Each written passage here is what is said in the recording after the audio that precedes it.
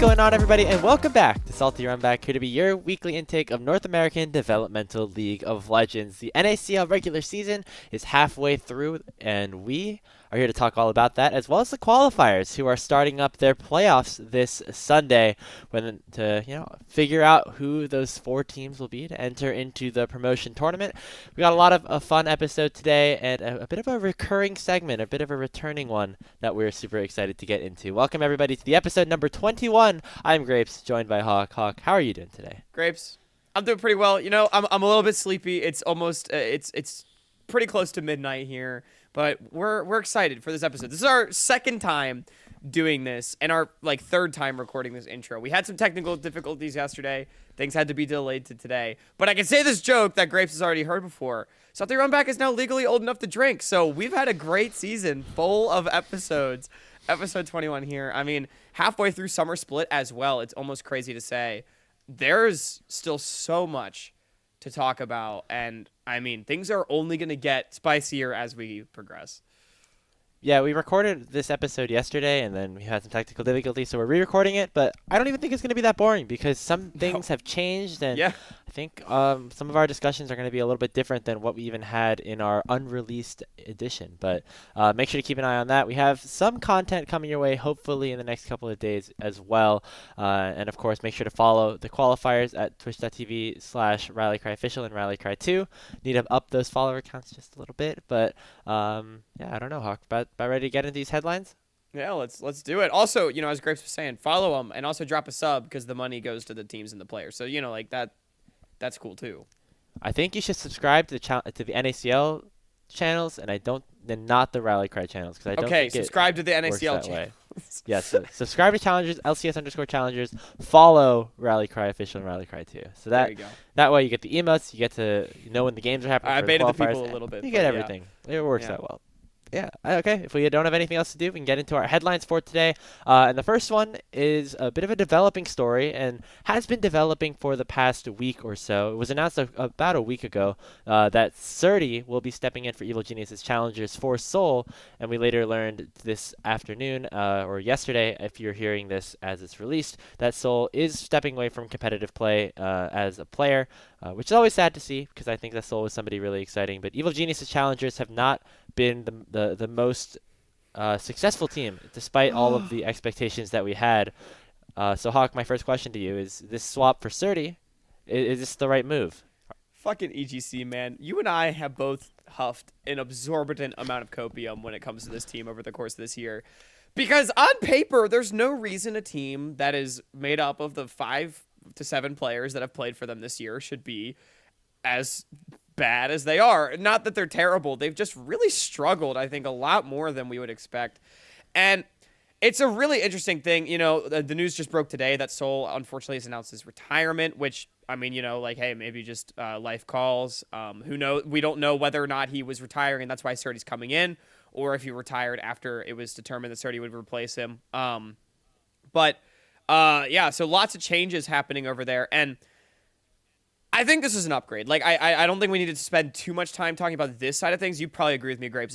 Salty has looked better than Seoul. Seoul, unfortunately, just has not really lived up to the expectations that were set. Very high expectations after 2022. And while I still think he's a very good player, it has sort of, the hype has tapered off a little bit. And Salty coming in, I mean, is very exciting. Salty has been someone that has individually performed exceptionally well, especially last split on Team Liquid first. So I do think, at least individually, it's an upgrade. But the last thing I'll say on this before I pass the mic over to you is, the question is this the move? Is this going to save EG? I don't think so. I think this is an upgrade. I think this will quantifiably make EG better. But as we were saying, we've already huffed so much hopium about this team, thinking that they should be better than they actually are, that it feels to me like there's something dysfunctional happening with this team, and I don't think a player like Salty coming in is really going to fix those problems. I mean, I don't know. It's hard to say, but that's where my head's sort of at right now.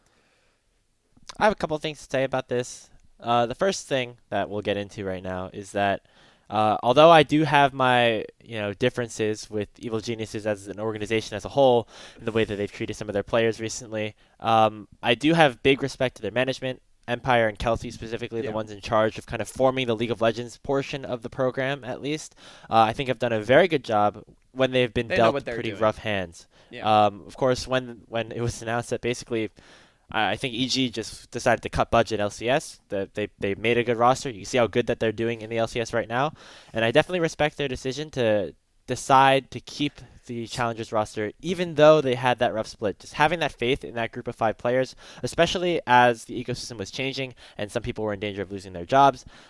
However, I do think that it's not worked so far for Evil Yeah. Genius's Challengers specifically. And the development of players like Shaden have and Soul even have not really met the expectations that people might have had when this roster kind of have been announced. And I feel bad for Soul. I think that he's looked better in the last couple of weeks. Had some good games on tank specifically, where I thought he actually looked probably the best we've seen from him all year. But overall, he has not met the expectation level that I think EG and I think the rest of us probably had of him. And again, we don't really know the big like reasonings behind this move, but I think it's fine for EG to try to switch something up, whether it was their decision or not, because clearly what's going on isn't working very well. I do love that Soul was able to get a win against TLC in his last game, but yeah, I Yeah. think I'm interested into seeing what this change actually looks like. It is interesting. I do think you bring up a good point. Like, look, I was wrong about Armeo and EG's LCS roster. I'll hold my L on that Yeah, one you will. for sure. Yeah, it's here. I got it. I'm holding it. And so, like, yeah, I think that's a good thing to bring up. Like, respect to a lot of the talent development things that they've done on the League of Legends side of things specifically. Obviously, player treatment like last year wasn't great, right? But yeah, so good point to bring up the respect for that. My one thing is, like, as far as making a change, things haven't really been working, but this roster of 5 with King has actually not played together like that long. So it is, even though they have struggled the whole time, that is like my one thing is like, I don't know. I still think I'm still kind of with you. I do think some sort of change was needed, but it's worth mentioning. Like, this roster of 5 hadn't played together for that long. But yeah, I think the biggest thing for me is Surdy is very good, but I just don't feel like a very good top laner is the solution to all of EG Challengers' problems, and that's really like the elephant in the room is like whatever that problem is. I don't know what that problem is, but I don't feel like a better top laner is the flex tape. So I don't know. It's not going to work underwater. Do you want to hear it? An interesting stat is that EGC is 7-11 through the first 18 games of this year, and through the first 18 games of the spring split, actually we're 8-10. They actually had a better record Oh, with jeez. Robbie Bob and Mobility than they do now with all the Infinity Stones coming together. And Which, like, to be fair, something is like, up. there's less bottom feeder teams this split, but still, like, damn, that's brutal. Yeah, they did have to they did get to play against like FlyFam, TL First, and CLG Fate or whatever, but yeah, it's rough. And honestly, when you look at the individual performances, I think Shaden has had some really really good performances, also some bad ones for sure. But I think when you're a developing player like this, you can look at the good ones, like the game that they had against TL, that unfortunately did get boomed on Twitch, but is now available on YouTube if you want to watch that. Definitely was a good game, and I think King has actually played well. So I will give my flowers there. However, the coordination, something about this team has not worked, and maybe Surdy will help him out. Sorry, I think that maybe Surdy will help out the coordination. Maybe they but will. From what I've heard Yeah. about Surdy, I don't know if that'll necessarily be the case, but who knows? Maybe it could. Yeah. Yeah, you gotta hope at this point, right? We gotta So hope. that's what we're gonna One do. more hit of the hopium before the season ends. Okay, yeah, because it's not coming back later in this episode, contrary to popular belief. Yeah, we can head into our next topic right now and just talk about the league as a whole for a little bit, as we are at the halfway point of the season, of the regular season at least. Give me one player that has surprised you at this halfway point. Yeah, so when I saw this question, I immediately thought of 2 players, which I want to give these players a little credit in the sense of, like, I don't know if I would call it surprise. It's more like I'm satisfied with the way that they've been playing, and in that I don't think my expectations were inherently low. It was just they're both new players to this level of competition, and they have showed up, I think, to like a very respectable level. So I want to give those players like that credit before I say like, wow, I'm surprised they're not sucking, because I'm not. Like I'm like, wow, they're playing great. The first one I want to bring up, jungler for Supernova, Music has been fucking phenomenal. Came off the top rope at the end of spring with Rock Bottom, makes finals as like the superstar jungler, refuses to elaborate, gets signed to Supernova, and like, dude, our junglers and challengers are so stacked, and Music has fit in perfectly. I mean, a huge part of Supernova's success. I know both of us were really skeptical of this roster coming into the split. I think Music is a tremendous part of their relative success so far. Yeah, I know a lot of us were very excited about Music coming in off the qualifiers. I was a bit surprised to see him get actually picked up by an NACL team, especially with the downsizing that happened. Like, he was a promotion, if you think about it. I mean, clearly the guy's cracked, though. Like, but yeah, I was surprised, too. Yeah. But he's played well. He's played really well. I think a big reason behind Supernova's success, one of the biggest reasons, is probably him, and then maybe Trevor and Quacker, I think, also have played particularly well for that team. Respect to Quacker, by the way, for always being willing to slam the Quacker picks, no matter who he's against. I respect that. So. Yeah. So I do remember, of course, we did have Music as our like all second team, so we knew this guy was good. Just maybe not this good, which I think is kind of the point that you're getting at here. Yeah. I have a couple of sprinkles of surprise here. First of all, I'll talk about Team Fish Taco for a little bit. I think NXI has slotted in nicely at support, which is not something that I was expecting at all. I think a big criticism that we had for TFT is that there were a lot of solid supports out there, like Prismal and Skytech and even Rovex or along that lines, and they went with a role swap jungler, and he's looked fine. He's looked serviceable, especially on engaged supports, which sometimes is a bigger struggle for people role swapping down in that position. And so I think he's looked good there. And another shout out that I want to give right before I hand you maybe another player that you want to talk about is Odd Orange in the jungle. I think that this guy, probably him and Music, were expected to be like the bottom two junglers coming in. Not because they're bad in any way. It's just because this jungle position is really stacked. They're the new guys, right? Everyone else has played at this level before, so. Well, yeah. And the last time Odd Orange played at an academy challenge level, you're right. That was 2018, 2019 maybe, and so it's been a while. It was a while ago. Yeah. You're right. He did play on TL Academy back in the day, if I'm not mistaken. Yeah. And Echo Fox, I believe. But I thought he was just gonna kind of be like a like average, just kind of invisible in a way. But he has looked incredible, actually. Really facilitating NACL specifically in the top lane. The bot lane's kind of doing their own thing and it's working, but Odd Orange and the way that he's been able to move around the map for Maryville is what's been giving them a lot of this recent success. Because remember, they started off 1-5 and they're now right back to even in the standings. So things definitely on the upward trajectory for that team. Yeah, we'll talk more about Maryville later because this is definitely a team I think we're both excited about, and Odd Orange definitely no small part of that success. I do want I think it's funny that you bring up NXI. That was definitely one of the most like the fuck like roster moves of the offseason. Yeah, no, it was, for lack of a better term. Like we were like, what? It has worked out pretty well. It's worked out better for them than it has for Los Grandes and the CBLOL with Role Swap Ranger. Trick coming in playing 4 games. Yeah, G2 Trick, that one. Dude, shit's weird down there. Yeah.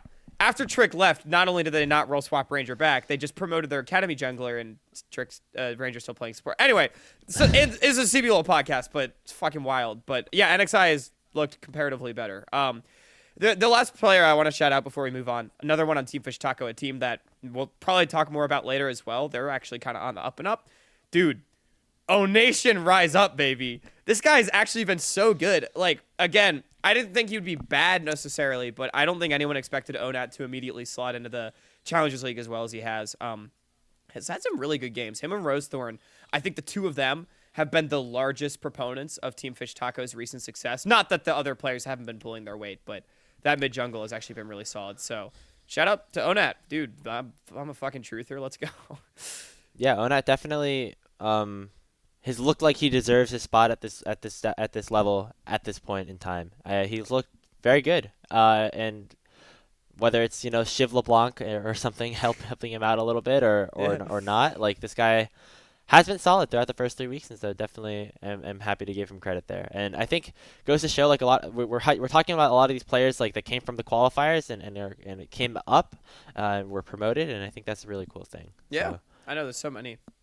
Well, yeah. there's a Well, few, but yeah.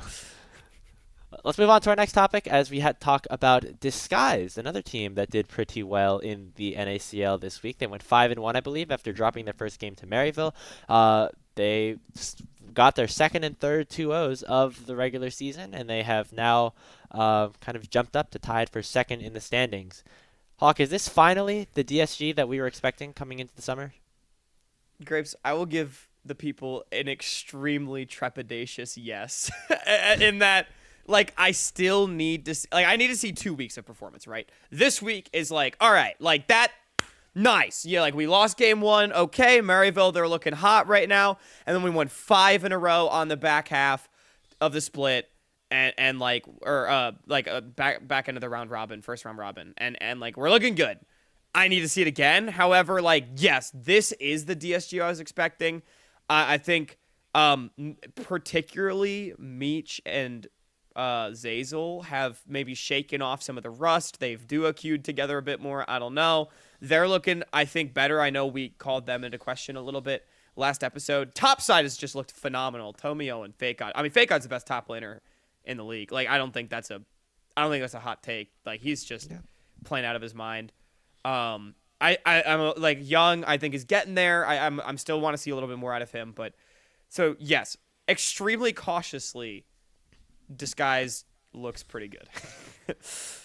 Yeah, this is definitely the team that we wanted to see coming in that had a lot of had all these really good And players. you just gotta remember. Sorry, I know I'm interjecting again. You gotta remember that our expectations would be that this team is a contender, right? So like that is what we still want to see. So that's where our expectations are. Anyway, go ahead, Grapes.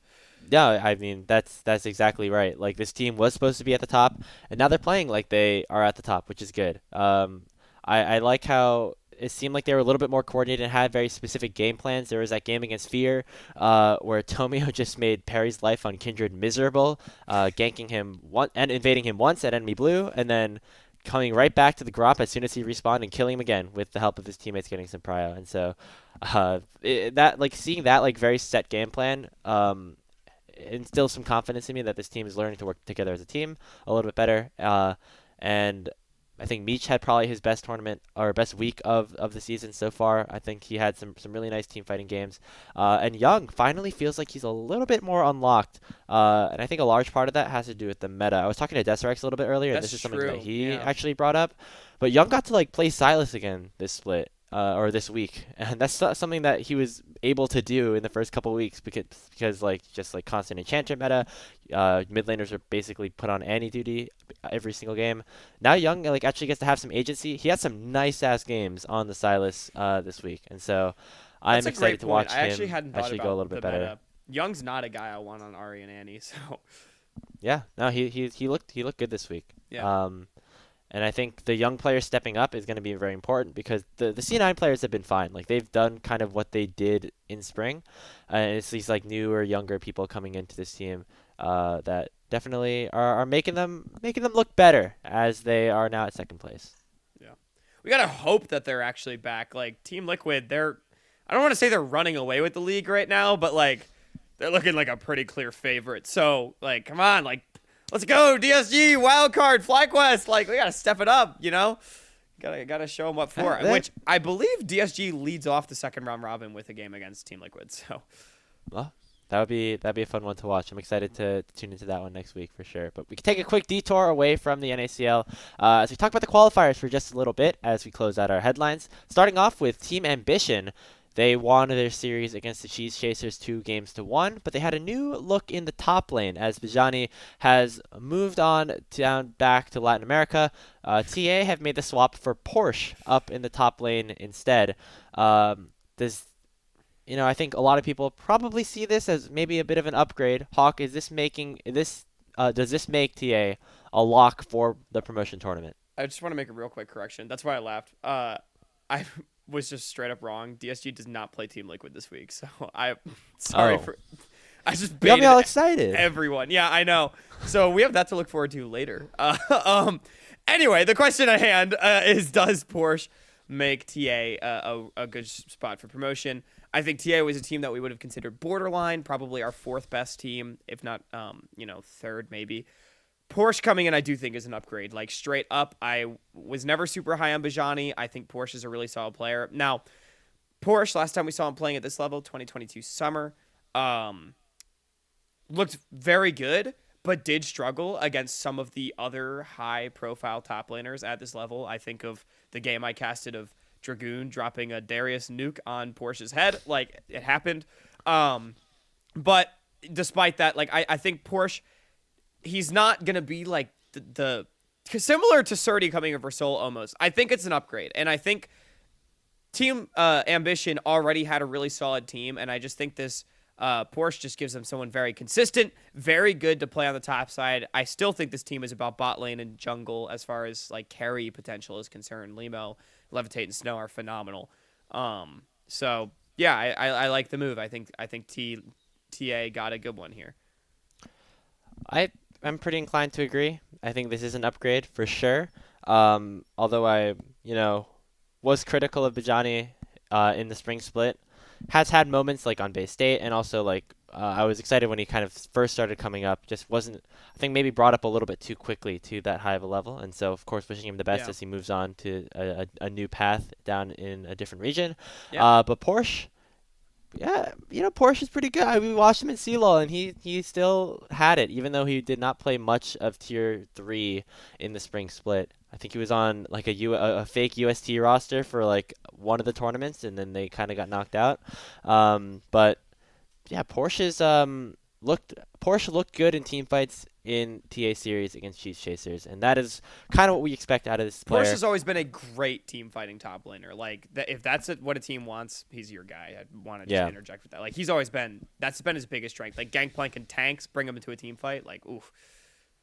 I will say it doesn't mean that this TA roster like suddenly doesn't have any holes, right? Because we saw in the Chiefs Chaser series, Barrick actually really got the better hand of him in laning phase. The first game Barrick got his Darius and absolutely went off. And in the game 3, which they won, Porsche was down about 50 or 60 CS at one point to Barrick, and so this still is a struggles in lane potentially. And then also when you look at on the other side of the coin, at Mirage Alliance, he's playing up against his old coach in Alorum, who is known for gotta get through coach.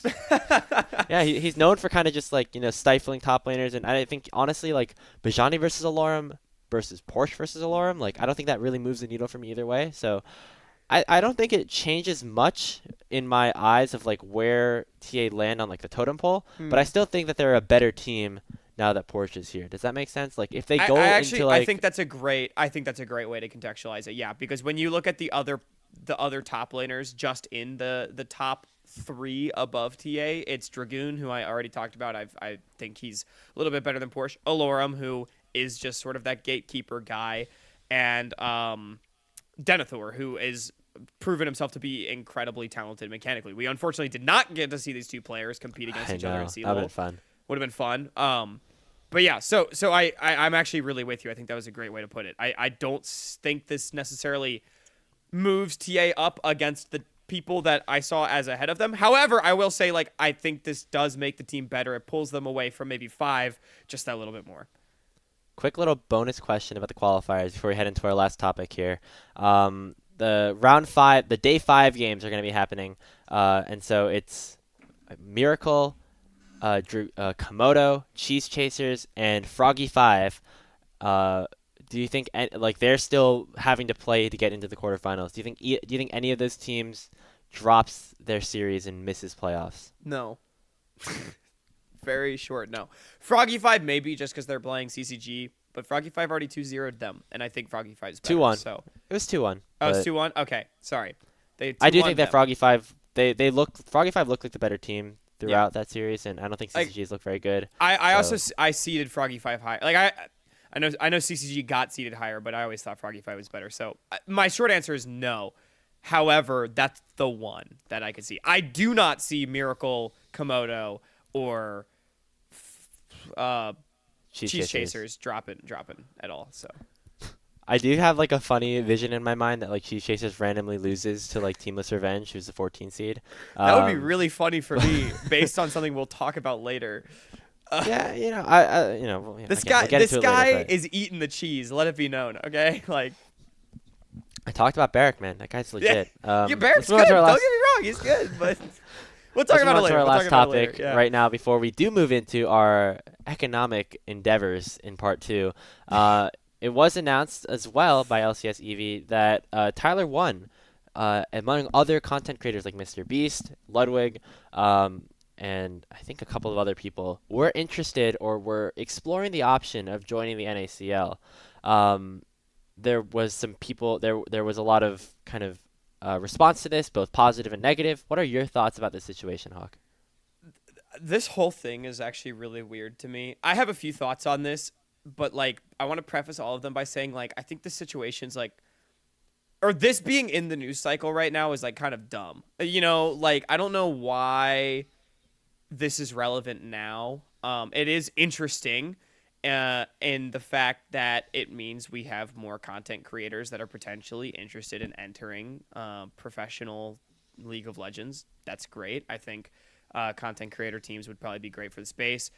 Disguised has gotten significantly more exposure than any of the other challengers teams. Like, for example, you browse the r/League of Legends on Reddit, and they've started doing Challengers League post-match threads. Disguised always has like triple to quadruple the traffic of the other ones easily. So I mean, like it's it's just a fact. People like Disguised has made people interested in League and interested in Challengers League. And that's phenomenal. And the players on those teams are on that team as well, getting a lot of exposure. So good news there.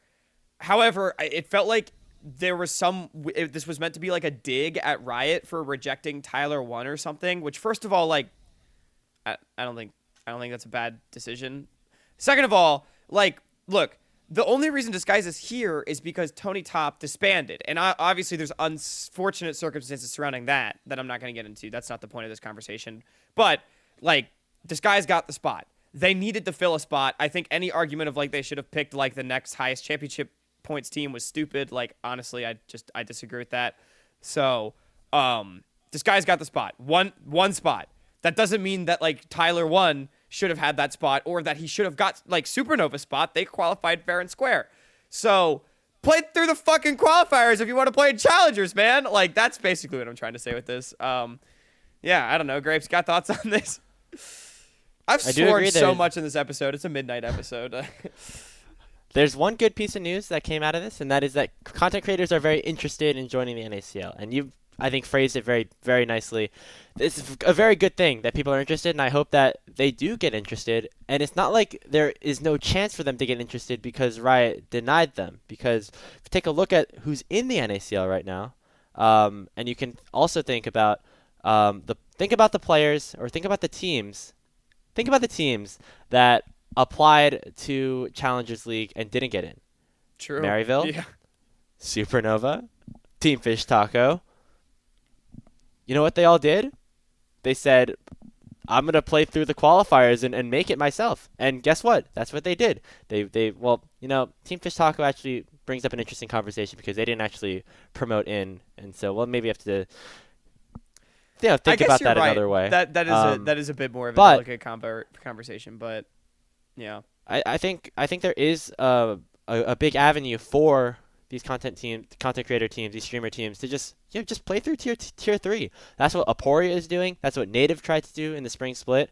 And that's what Disguised and Moist Moguls tried to do in Valorant. They played through the OQ system, which I understand is a very different set of circumstances because it was just like a big OQ tournament to get into Challengers, but they did play through the system that Riot allows you to, and you still get the opportunity to create a ton of content and stream your games and do all the same things, and then just promote somebody out of the NACL if you really think that like you want to actually be a part of that. Because I'll tell you right now, if you're a streamer and you have the money to like support a team in tier 3, you will by far and away create like the most stacked roster of all time, enough to like really easily promote into the NACL. And I don't know if the messaging was like false in any way or not, but If they were really upset about not being like just automatically accepted to Riot, they would have made a team. And so I hope that they do that. But that's my thoughts on this right now. The people I that are arguing that are like, oh, Riot's being so dumb because they didn't let Tyler 1 into the league. It's like, Disguise had like actual infrastructure established at some point before. And so you're obviously going to take them over another person who's just like, I want in, and just like DM somebody, hey, like let me into the league. And so play through tier 3. I would love to cast your games. I would love you to watch us cast your games. It would be a good time. And so yeah that is my message to any content creator organizations that are looking to get into the scene. yeah couldn't have said it better. I mean, really, it's like the qualifiers. Like, there's still such a. I know it's been a little bit different this year, but there's such a rich ecosystem still down here, and I mean, like, look, it would be a story if Tyler 1 entered Challengers qualifiers, blew it out of the water for a split, and then easily qualified. Like, that in many ways would probably be just as interesting as just like getting the spot on its own. So Yeah. like I there's agree. value in this league, and it's not to be circumvented unless there's extenuating circumstances, and Disguise You took can even advantage buy of those. out Yeah. another team right now. Like you can partner with Lit. Yeah. You can partner with Team Like, Ambition. look, Tyler 1, I know you're watching this right now because, we're that famous, right? We're Like, we're very famous. we're very famous. Tyler 1, if you're watching this, we have been talking about Mirage Alliance like they're the fucking, like they're this team is cracked. We've talked about them like 4 episodes in a row now. Like, just do the same thing that they're doing and you'll make it to Challengers, like easy. So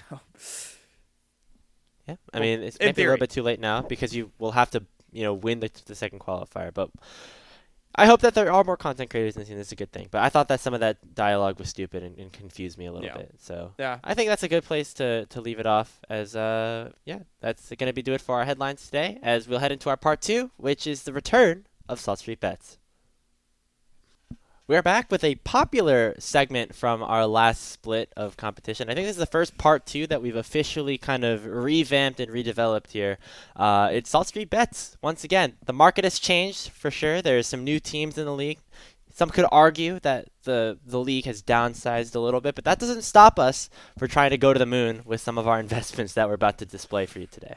Yeah, the league may have downsized, but our pockets have only grown deeper, Grapes, so we are fully prepared to empty them on terrible fake money gambling.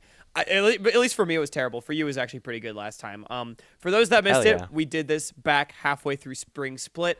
This was one of our most popular episodes, so we thought we'd bring it back for you all and do some gambling. And for those that did see it, you'll notice a lot of similarities with the rules, but there's also some differences. So I'm going to go through basically what we're going to be doing right now, where there's 3 parts. Part 1, we are going to be picking. We have $1,000, both of us, and we'll be picking 3 teams to wager that $1,000 on. And if they finish 2 or more places higher or lower, we will either double our money or lose everything. Additionally, there are bonuses for whether or not that team places in the top 4. And I should say, when we say placing, this is for the end of the entire split after playoffs, not regular season. So, got to keep that in mind. Best of 5s are going to matter. Part 2 is basically just picking promotion and relegation. You can see how much money we get based on how many teams make it through. And finally, in part 3, we'll each do 1 prop bet for the Challengers League, 1 prop bet for the qualifiers, and assign odds to each other's prop bet. It could be anything we want. And yeah, that's basically it. It's gonna be, and at the end of the split, we'll probably do an update and see who has stonks. So Yeah. It's a good time to try to predict the market or what things are going to look like in the Right. league going forward, going towards the end of the season, because we are at the halfway point. So we've seen some of the teams play, but not enough of it to necessarily be super certain of their trajectory moving forward. And yeah, so part 1 will be about the NACL, part 2 will be about the qualifiers, and then part 3 will have a little bit of both. And we could get things started with our teams that we're going to be investing in, putting our money in. We each have $1,000 on 3 specific teams to improve on where they currently are. And so this is my portfolio. We can each do like a 2-minute presentation to explain why we decided to put our money in each of these teams. I have $400. Oh, we forgot to change this. I have $400 in FlyQuest, $200 in Cincinnati Fear, and $400 in AOE. The numbers look a little bit different. This is what I'm going with here.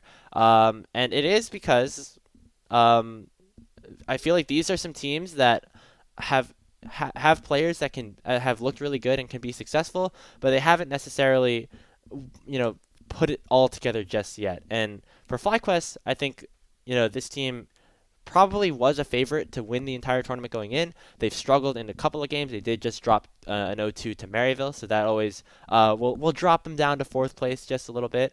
I'm very confident that this will be a top 3 team at the very least by the end of the split, and so that will at least get me a little bit of money. And if they do finish top 2, then I get even more, which is really nice because they're currently sitting at fourth. Cincinnati Fear, another team that finished top 4 in the last split. And I think I've had some really good performances, specifically out of Perry and Shochi. And I think, Minui and JJ and Philip, have had both good and bad times. I know Minui tweeted out that he thought that this is probably the worst week that he's ever played in the NACL, which, may or may not agree at this point. But that I think is a team that has been shown that they could put it together pretty well, and so I am excited to continue to watch them. And also, they're very close in the standings to some of the teams right above them. And AOE down at 9th, I think that their schedule or the way that things happen with them is a little bit misleading because they did have to play against Maryville with a sub in their coach Acadian in the jungle because Lynx was unable to join, so Will played AD, and so they're basically, kind of forfeiting those games. If they won one of those games against Maryville instead of 2, they'd be tied right at 7th with Team Fish Taco and Evil Genius's Challenger. So this, I think, is a team that has a lot of ability to continue to grow. Lynx has proven to be one of the best team fighters in this league. Will is really good. If Will can lock down his early pathing a little bit better, he will be probably a top 3 jungler. And so I think AoE has the potential to turn this around as well. Grapes, I can't help but notice there's a notably absent team from your portfolio. No EGC. What's going on? You got burned by them last split. I put a lot of money into them last split, and it didn't go well. Did not go well. So I'm not going to get burned again, even though they do have a worse record at this point than at the time that we did this video in the spring. I think it makes sense. We are obviously already had our conversation about them earlier. I feel like the running trend with yours is you're sort of investing in some stocks that are slumping just a little bit. They've maybe not quite performed to the expectations that we've had for them. Conventional economics would say that that's a pretty wise choice. Fear, FlyQuest, those 2 teams in particular, teams that had very high expectations coming into the split, and I do think most people would have said, hey, AoE is probably better than bottom 2. However, I'm not a conventional economist. I have invested in the hottest stocks on the market, Grapes. I have invested on 3 teams that are red hot, and I hope only get hotter. TL? Yeah. Oh, yeah. First place? It's the Dig Gambit. It's the Dig Gambit. Yeah. So year. I have invested in 3 teams that over the last 2 weeks have looked pretty damn good. Team Fish Taco, we talked about them a little bit earlier. I think they're massively outperforming expectations, and they've also had a massive uptick in their performance. Not just against their strength of schedule has been easier. In fact, it's been just as hard. I mean, every strength of schedule is hard when you're just always the underdog, right? And they have won a hell of a lot more games the last 2 weeks than they did after starting 1-5. So, they started 1-5, right? Or maybe there was 2-4. I don't know. They started rough. And they've really looked good recently, taking games off of teams like TL. And I actually think that TFT might be like a kind of sleeper team. Right now they're tied for 7th, so I'm betting on them finishing top half. I think it's a long shot, but hey, I'm willing to put money. Maryville is another one, currently sitting in 5th. I think this team is legit.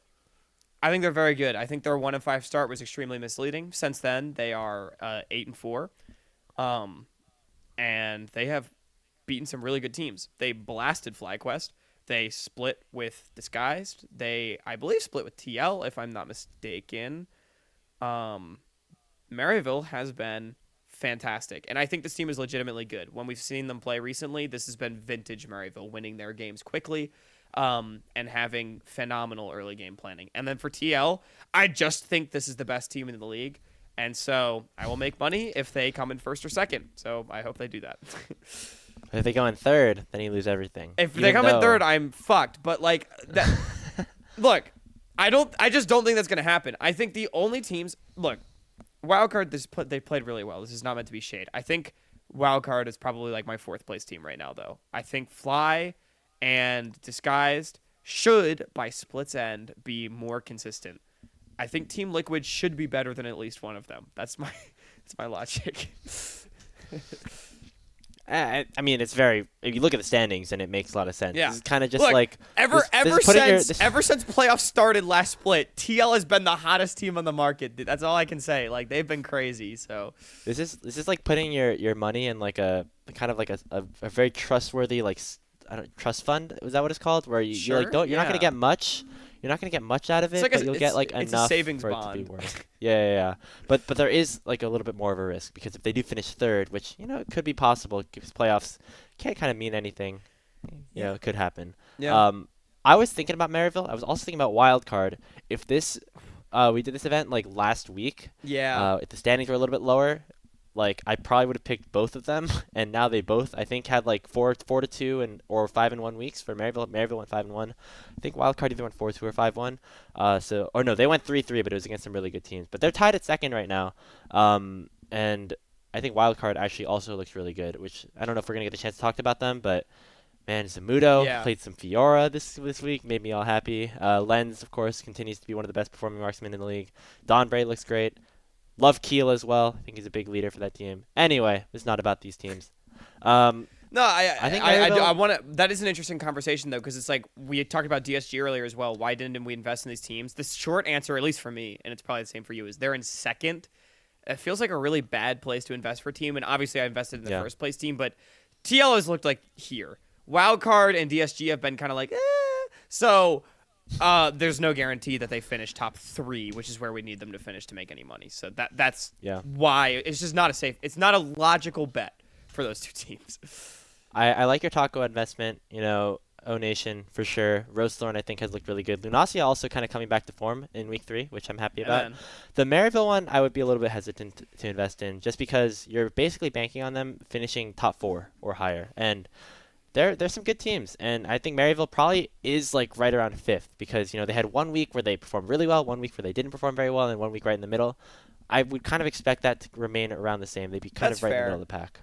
The last thing I can say on this, and honestly it might be the same for yours as well, is I think there's very good odds of both Maryville and TFT, if they don't work out for me, of them just pushing. I would be kind of surprised if Maryville finished bottom 4.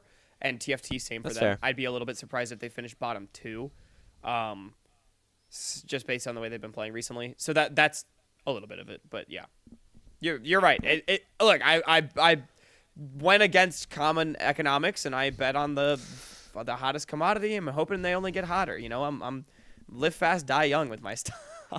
I will say so much more parity in the league this year versus in the spring It's that so much harder to bet. now it makes me feel like it's surprised. It's hard for me to believe that like 2 of these teams are gonna like actually not make playoffs and go to the promotion tournament, because it seems like all of them like have the potential to make playoffs at this point, which is not necessarily something we would have said last split.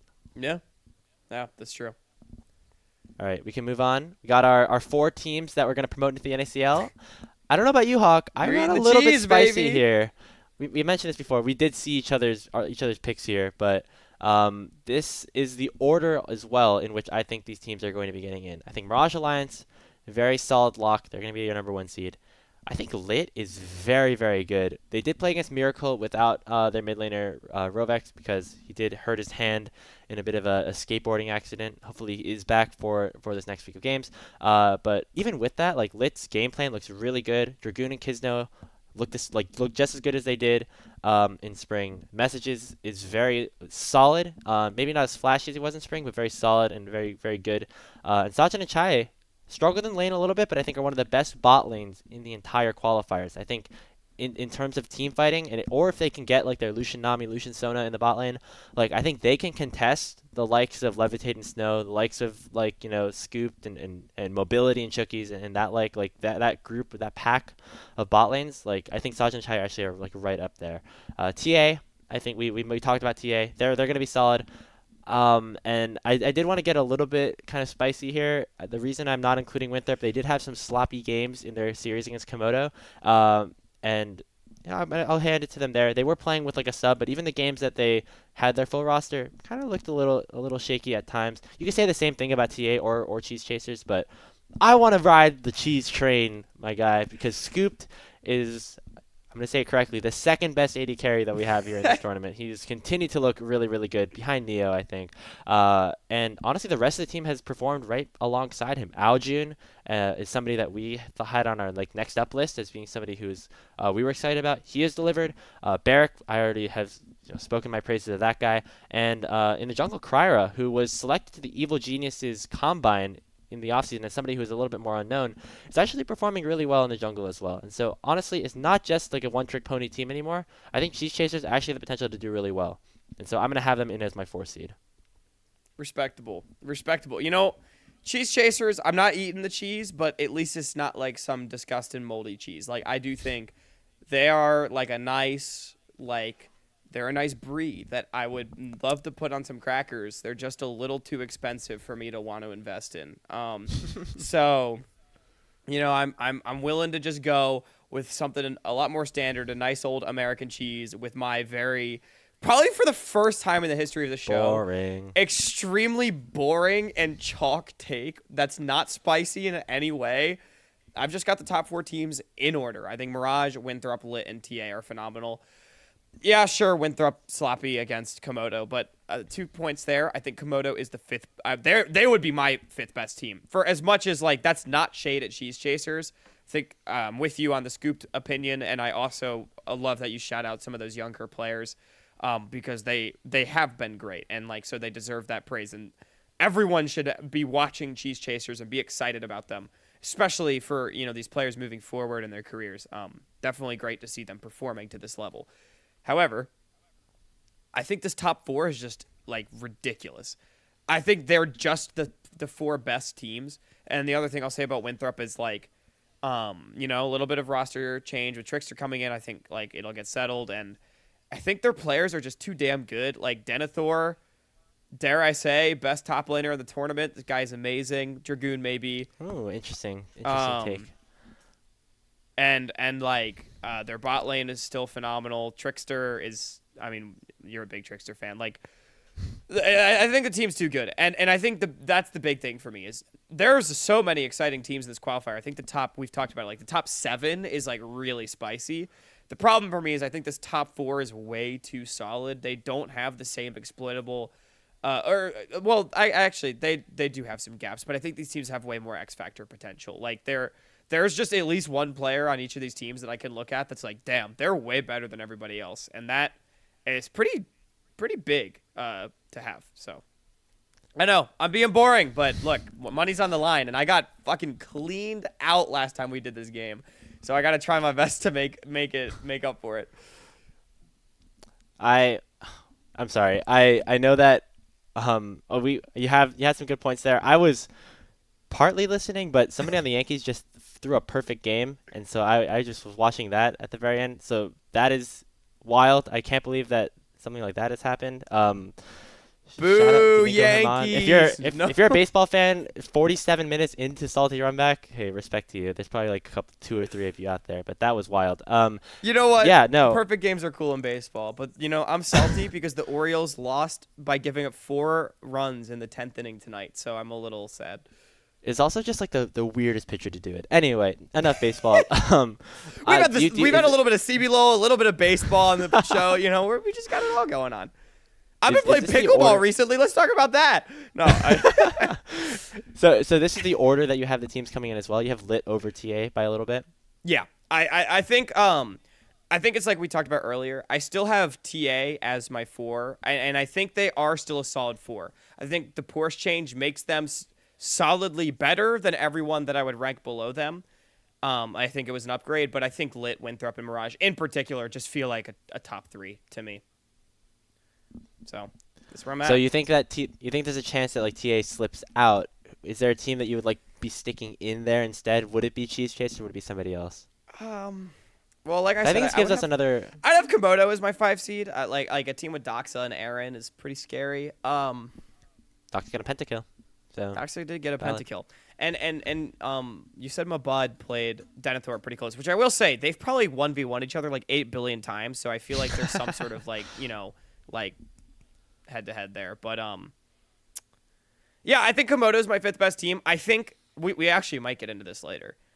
I think they could do it, especially if a team gets native gaminged. Like if Team Ambition, for example, randomly gets 2nd seed out of their group because they like fucked up in OQs or something.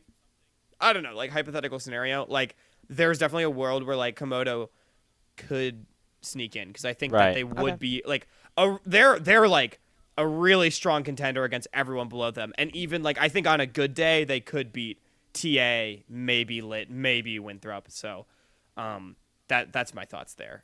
I'm sure I know you're eating the cheese, but yeah. The other team we had it like maybe was Miracle, because we did like say at the beginning that we thought it's like gonna be like a pretty set top 7. I haven't been convinced enough with Miracle enough through these first couple weeks. Miracle's weird. Like they do all the role swaps and stuff like that. I think City Woody's like a fine AD carry, but he's just like really good at jungle. And then so like having like him play both. Like if City could play both jungle and AD, like I think this team I feel better. He plays ADC with his feet, like, and he plays jungle with his hands. But yeah, I think overall something I noticed about Miracle is that they feel very inactive in a lot of their games. They'll just kind of play to late, and that works against the bad teams, does not work necessarily against the good teams. So I think that will hurt them a little bit. And I think that probably is why neither of us decided to stick them in our bets, even though they were the 5 seed coming in. I think part of it as well, like Miracle has some great players on their team. My big thing with Miracle though, and this isn't like I don't mean this as like super hard flame or anything. I just don't think they would promote if they made promotion. So I feel like I talked about X Factor earlier with especially these top 4 teams. I just think they lack a little bit of that like insane X Factor, that playmaking potential. As you mentioned, they've been a bit passive in their games. It's not to say like players like City and Rovex aren't great. They are. Yeah, they got Daption too, so like true. Yeah, like they're great players. And like I've having talked to a few of them, like really great people. Just like they don't inspire me in the way that like maybe the other 6 have, and especially these top 4, at least as far as like contending against the Challengers League. And I think that's a part of it. Yeah. Yeah, pretty standard stuff for here, but it means one of us at least is not going to get the same amount of money because we did not pick the same teams. That'll be fun to take a look at towards the end. One of us did not eat the cheese. We'll see if it comes back to bite me. That's a food pun. Should we get into our dig in to our prop bets before? It's past midnight here. Yeah. Let's serve up some prop bets here. As first one, I'm hedging my bets. I can't think of one. I'm hedging my bets a little bit with this one, where I know I said Team Liquid I'm betting on them $400 to win the split. Well, I'm also saying that an affiliated Challengers team does not win the split, which as of right now, it feels to me like saying Disguised or Wildcard manages to edge them out. Okay, so you think DSG, Wildcard, or maybe Fear, or anyone else? Sneak Yeah, in Fear, there and Maryville, whoever. But basically, I'm saying that Team Liquid, hey, if EG wants to be a contender, sure. But Team Liquid, FlyQuest, not going to win the split. Now, this is interesting because you did also put $400 on Teal winning the entire tournament. I'm hedging my bet here. But it is a little bit different because, like, I'm basically saying, like, this whole class of teams. Like, because this would be, I know it's a little different, but this would be the first time since 2021 spring with the NoOrg that like a non-affiliated team wins the whole thing. So obviously, again, it's different, but it still would be kind of a big deal, I think, if particularly Team Liquid or Fly did not win. Yeah, so I'm thinking it's TL and Fly versus the field. And EG. I mean, like they're there. Like they are there. EG. Hey, maybe Sardi turns it around. Yeah, who knows? Like maybe they're if I'm like giving general odds, I would say like in like 8 out of 10 scenarios, I'm giving like one of these two teams the win. Most of it probably on TL. Like I think like in like 50% of situations, like TL win the split at this point because they look so damn good, and then maybe like 25% towards Fly, and like a 3 or 4% to EG. Like not if I'm being generous at this point. So that's like 80%, and that would This is generate like the 4 to 1 EG odds. Doomer episode. Dude. Okay. No, well, like it's deserved because again, we have copiumed so much for them. So now it's time that we let them die. Anyway, Yeah. So 80% that I think one of these teams wins. So the field is probably 20%. So I'll give you 4 to 1. really? I mean, like Team Liquid is winning the split by like 4 games right now through the first round robin. Like, Yeah, you it's can't- still playoffs. I think it's still like if I had to like I think it's if it's TL versus everyone else, I think it's close. I think it's like a 50-50 or so. Because there's also Disguise. Because Disguise is also like very good. Yeah, I And, guess there is like, they're also a I team. mean, you're just betting on like even like mathematically, I guess it's just 3 teams against 7 at the end of the day, even if it doesn't feel like that. So. I'll say right now, I think I'm being generous with the 4 to 1. So that's my offer. Oh yeah, okay, very generous. All right, fine. Being very I'll take. You know what, 4 to 1. I feel like that does say like, look, 4 to 1 is like, this probably won't happen, but like it definitely could. It's within the realm of possibility. So I'm, all right, 4 to 1. So that would mean I would win $400 if this hits. Otherwise, I wouldn't win anything. That's an 80% chance that I win, and a 200% chance that 20% chance that you win. So. Man, you're gonna be really laughing your way to the bank if FlyQuest wins the whole thing, aren't you? With your bet on them, as well as my bet on TL, as well True. as this bet. Like that's how it all goes wrong for me. Yeah, I have a lot on FlyQuest now for this competition. So. Oh no. Okay, well, 4 to 1 odds on an affiliated challengers team does not win this play. Graves, you got a prop bet here. Yeah, so my prop bet is that Maryville will have a 6-0 week, and I can spice it up a little bit, but maybe I'll leave it up to interpretation. I'm pretty sure it's going to be this next week because Maryville are riding the hot wave right now.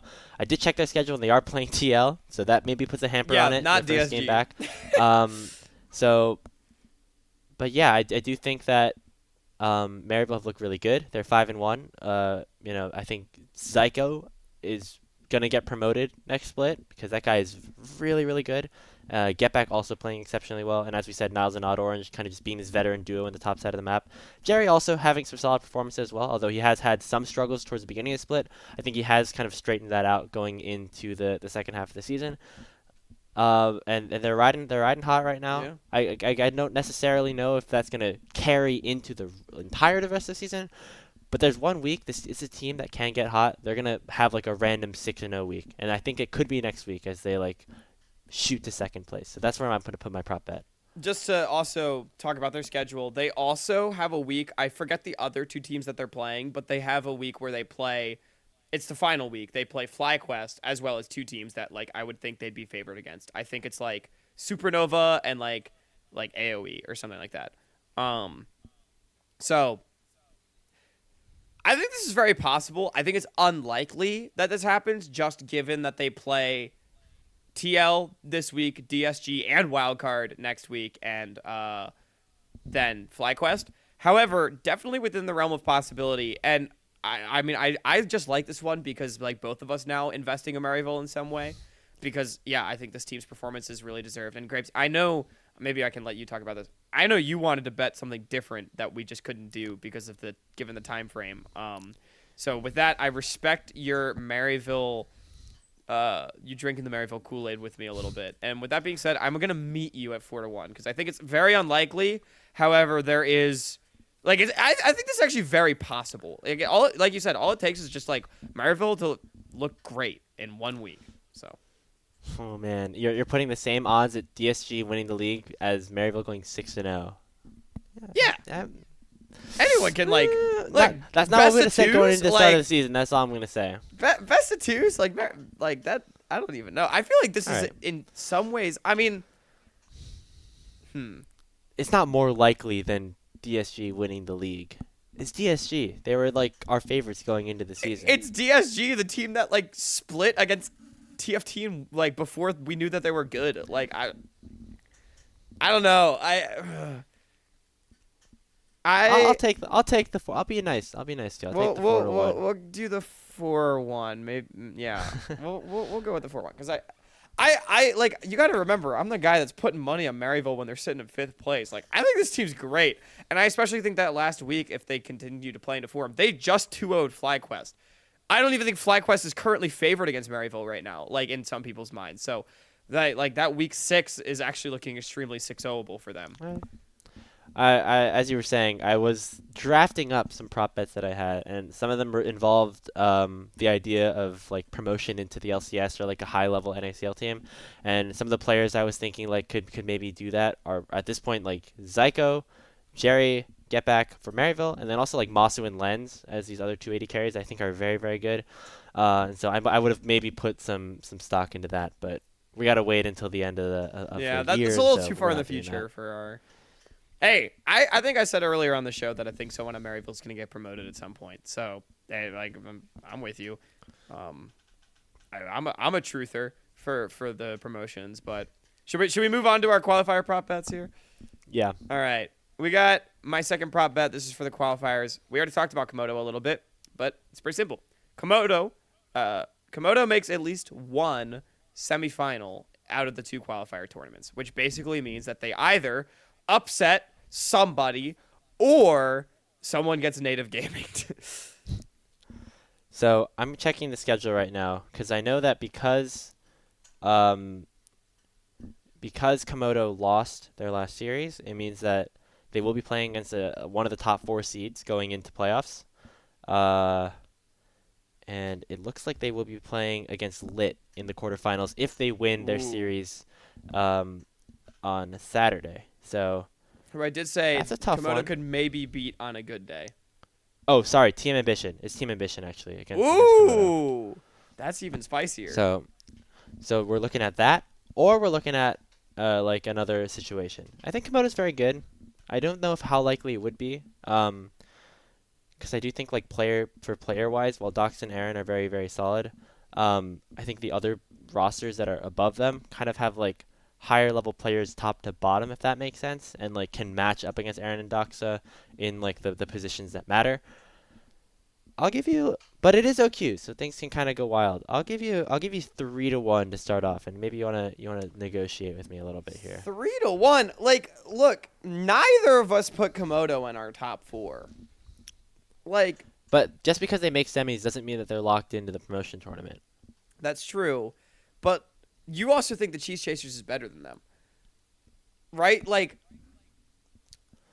Yeah, it's but I also think really it's possible hard for them to make semis when I think you're- Komodo versus TA is going to be a very, very close quarterfinal, actually, if it ends up happening. And so that's why I'm lowering my bets a little bit here. Because even though I think Cheese Chasers is good, they're actually the ones playing against Lit if they do win.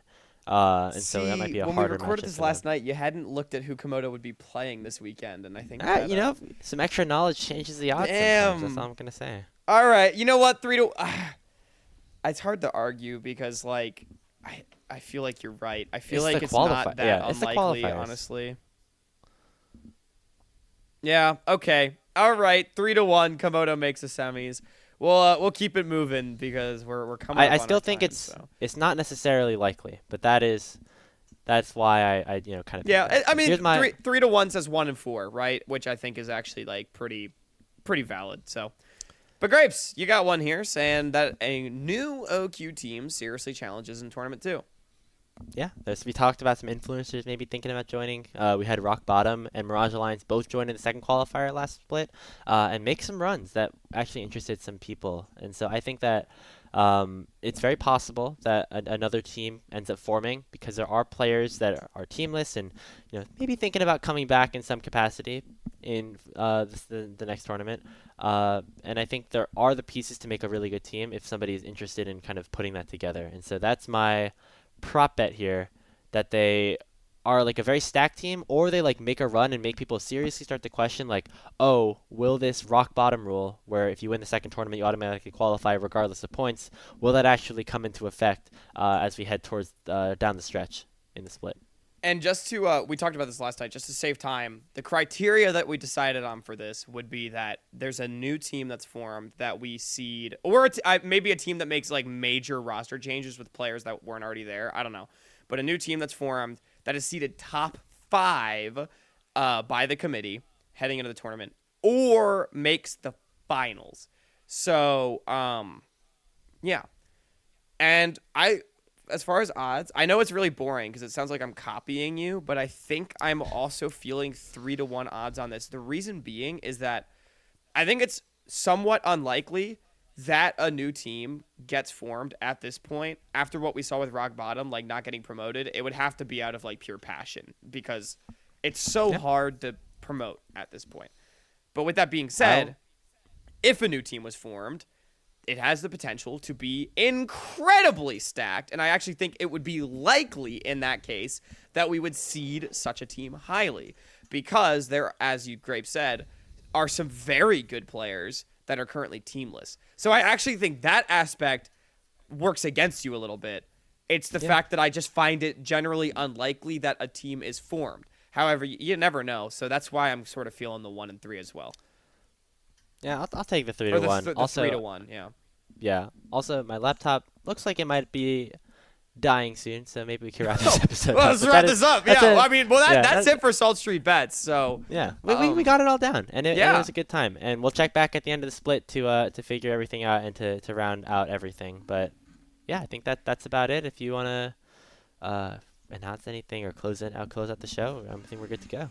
Yeah, I mean, I don't have too much to say other than that. I hope you all enjoyed South Street Bets. We'll make sure to catch everybody up to the financial situation of us at the end of the entire split when all of the cookies have crumbled. But if you think that there's gonna be no new challenger or qualifier teams and we're just talking out of our asses, I don't know. You can take it with a grain of salt. Be sure to watch North American Challengers League, North American Challengers League qualifiers on the LCS Challengers Twitch channel, Pat the LCS, Rally Cry Official, and Rally Cry 2. Drop subs for the Challengers League channels. Drop follows to Rally Cry.